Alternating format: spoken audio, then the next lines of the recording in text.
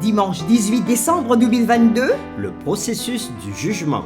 encore un plaisir de vous accueillir sur votre chaîne, l'aventure dans la parole. Nous vous saluons tous de la contrée dans laquelle vous nous écoutez en ce moment. Soyez tous encouragés dans l'espérance en Dieu. Et nous vous invitons à participer avec nous en cliquant sur le pouce et en vous abonnant pour recevoir la notification chaque jour. N'oubliez pas de nous laisser un commentaire de ce que vous avez compris et de partager le lien avec toutes vos connaissances. Le texte à mémoriser de cette semaine que nous vous invitons à dire avec nous se trouve dans 2 Corinthiens chapitre 5, le verset 10. Car il nous faut tous comparaître devant le tribunal de Christ, afin que chacun reçoive selon le bien ou le mal qu'il aura fait, étant dans son corps. Nous le répétons encore une fois, 2 Corinthiens chapitre 5, le verset 10. Car il nous faut tous comparaître devant le tribunal de Dieu, afin que chacun reçoive selon le bien ou le mal qu'il aura fait, étant dans son corps. Pourquoi le jugement de Dieu est-il si nécessaire et crucial dans le contexte du grand conflit et dans l'intérêt de l'univers en ce qui concerne la question du péché?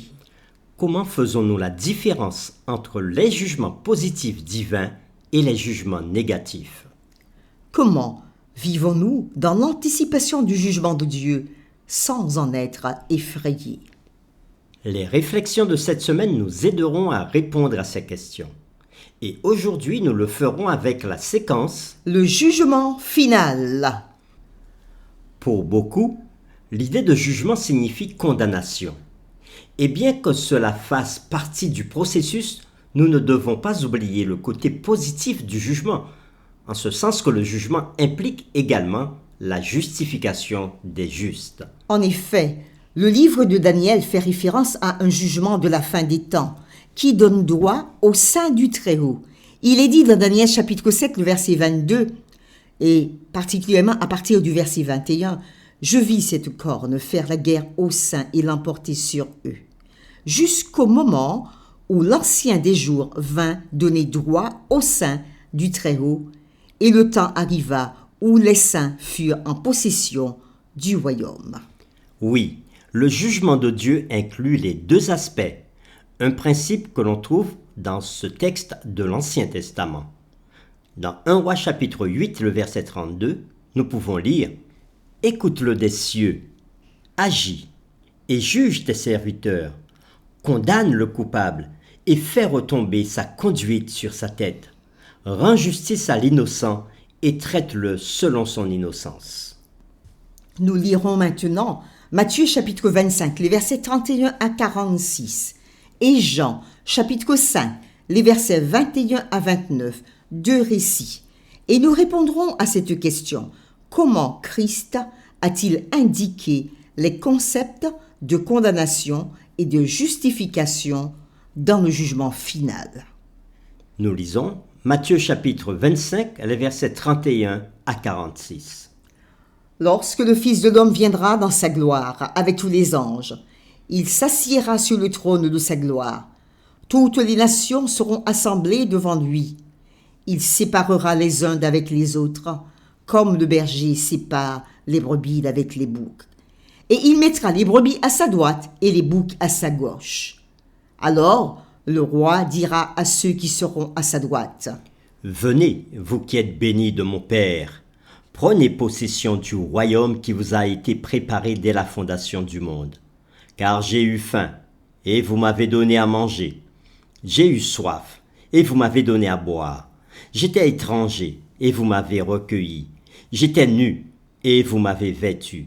J'étais malade, et vous m'avez visité. J'étais en prison, et vous êtes venus vers moi. » Les justes répondront: « Seigneur, quand avons-nous vu avoir faim et t'avons-nous donné à manger, ou avoir soif et t'avons-nous donné à boire? Quand avons-nous vu étranger et t'avons-nous recueilli, ou nu et t'avons-nous vêtu? Quand avons-nous vu malade ou en prison et sommes-nous allés vers toi? » Et le roi leur répondra: « Je vous le dis en vérité, toutes les fois que vous avez fait ces choses à l'un de ces plus petits de mes frères, c'est à moi que vous les avez faites. » Ensuite, Il dira à ceux qui seront à sa gauche, « Retirez-vous de moi, maudits. Allez dans le feu éternel qui a été préparé pour le diable et pour ses anges. Car j'ai eu faim, et vous ne m'avez pas donné à manger. J'ai eu soif, et vous ne m'avez pas donné à boire. J'étais étranger, et vous ne m'avez pas recueilli.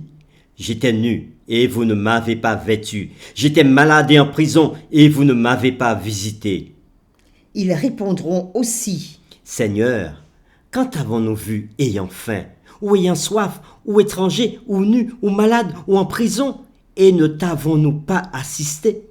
Et il leur répondra, « Je vous le dis en vérité, toutes les fois que vous n'avez pas fait ces choses à l'un des plus petits de mes frères, c'est à moi que vous ne les avez pas faites. » Et ceux-ci iront au châtiment éternel, mais les justes à la vie éternelle. Fin de la lecture. Nous lisons maintenant Jean chapitre 5, les versets 21 à 29. Car comme le Père ressuscite les morts et donne la vie, ainsi le Fils de l'homme donne la vie à qui il veut. Le Père ne juge personne, mais il a remis tout jugement au Fils, afin que tous honorent le Fils comme ils honorent le Père. Celui qui n'honore pas le Fils n'honore pas le Père qui l'a envoyé. En vérité, je vous le dis, celui qui écoute ma parole et croit à celui qui m'a envoyé a la vie éternelle et ne vient pas en jugement, mais il est passé de la mort à la vie. En vérité, je vous le dis, l'heure vient, et elle est déjà venue, où les morts entendront la voix du Fils de Dieu, et ceux qui l'auront entendu vivront. Car comme le Père a la vie en lui-même, ainsi il a donné au Fils d'avoir la vie en lui-même. Et il lui a donné le pouvoir de juger, parce qu'il est Fils de l'homme. Ne vous étonnez pas de cela, car l'heure vient où tous ceux qui sont dans les sépulcres entendront sa voix et en sortiront. Ceux qui auront fait le bien ressusciteront pour la vie, mais ceux qui auront fait le mal ressusciteront pour le jugement. Après la lecture de ces deux textes de Matthieu chapitre 25, les versets 31 à 46, et Jean chapitre 5, les versets 21 à 29, répondons à cette question. Comment Christ a-t-il indiqué les concepts de condamnation et de justification dans le jugement final?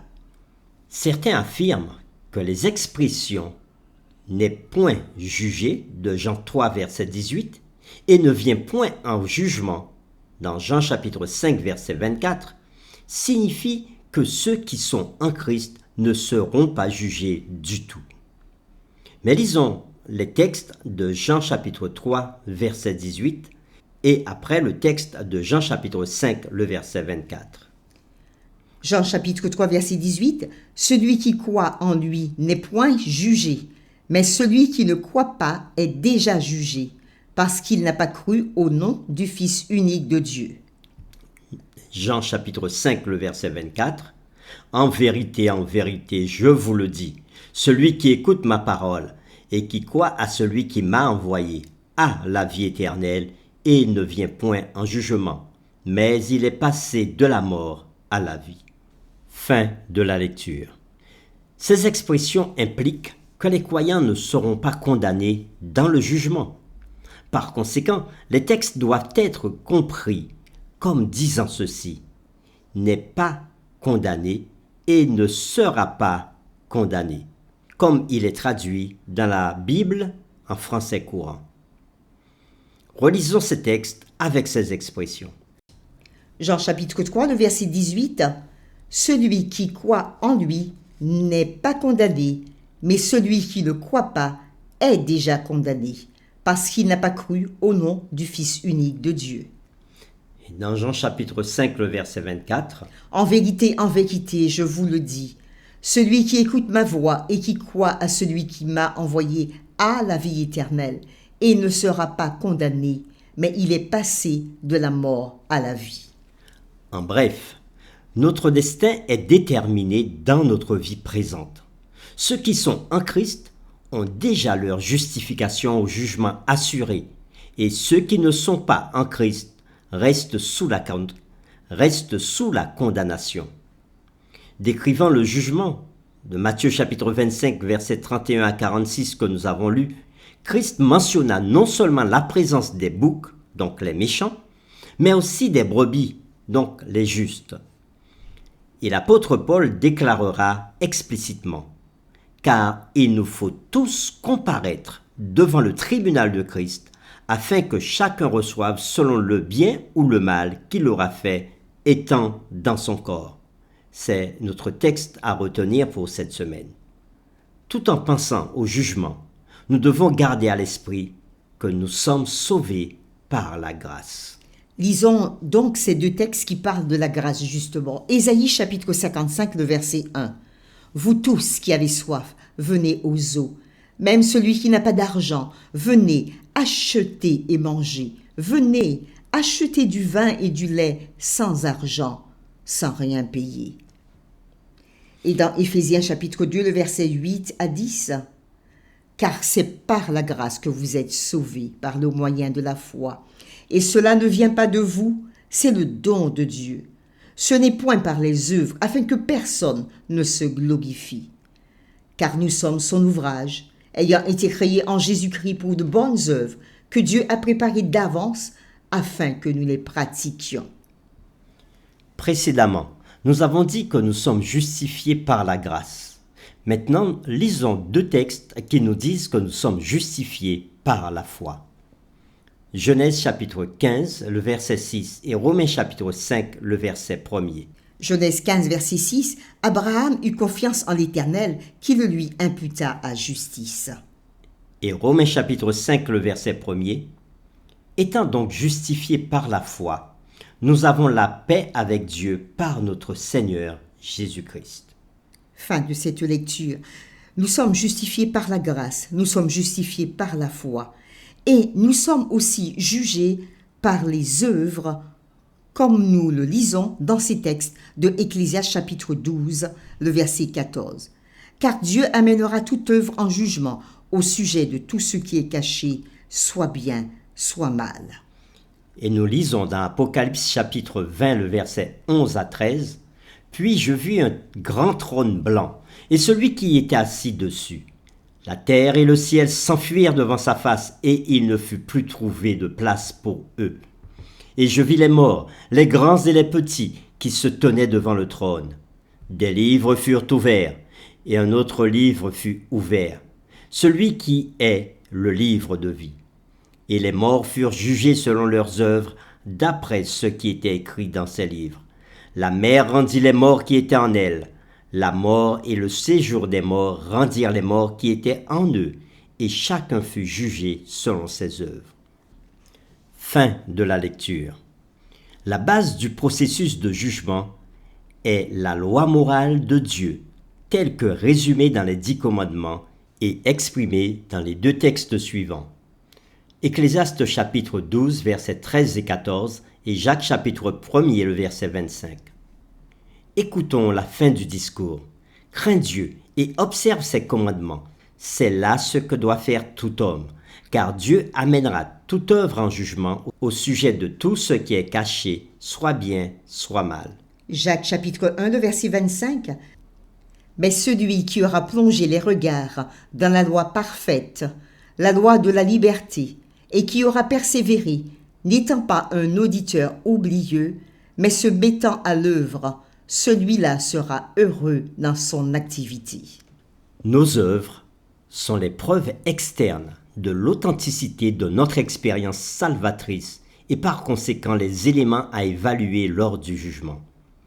Rappelons-nous, il n'y a pas de décret arbitraire de Dieu, élisant certains pour être sauvés et d'autres pour être perdus. Chacun est moralement responsable de son propre destin. Pour terminer, réfléchissons à cette pensée. En fin de compte, le jugement n'est pas le moment où Dieu décidera de nous accepter ou de nous rejeter, mais le moment où Dieu finalisera notre choix de l'avoir accepté ou non. Un choix manifesté par nos œuvres. Nous vous invitons à prier avec nous. Nous voulons te dire infiniment merci, ô notre Dieu, parce que, en lisant ta parole, nous comprenons aujourd'hui que nous ne sommes pas condamnés par ton jugement, mais au contraire, ton jugement est une délivrance pour nous. Nous disons que lorsque nous mettons notre confiance en toi, alors tu nous sauves par Jésus-Christ, notre Seigneur et Sauveur. Merci, merci de nous rappeler que nous devons vivre selon les principes que tu as placés dans ta parole, parce que, à travers ce que nous avons lu aujourd'hui, tu nous dis que c'est sur cette base, sur la base de ta loi morale, que nous serons jugés et que nous sommes jugés jour après jour.